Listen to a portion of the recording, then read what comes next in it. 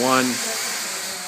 Here we are attaching the strut top mount angle to the suspension plate.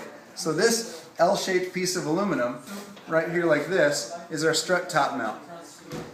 This is the top. This is the back. The back goes against the suspension plate. Our strut, our suspension, bolts up inside. First we attach it to the suspension. So we do it by putting bolts through both as low and as high as we can. And we use it with a washer. These are 3/8 inch 24 thread pitch, 24 thread pitch, 1 1/4 inches long, grade 8. And we use a washer on each side. So here we are on the outside, and if we bring the camera onto the inside, Around the back here. thanks Brant, wherever a washer will fit, we put one.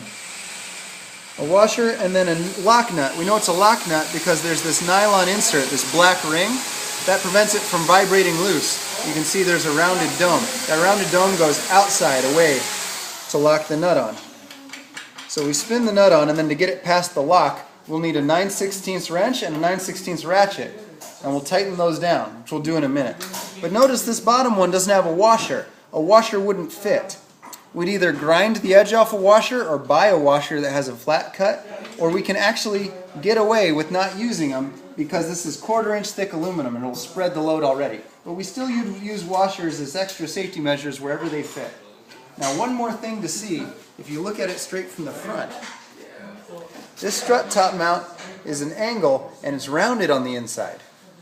What that means is this topmost washer, as you can see from the side, doesn't sit flush.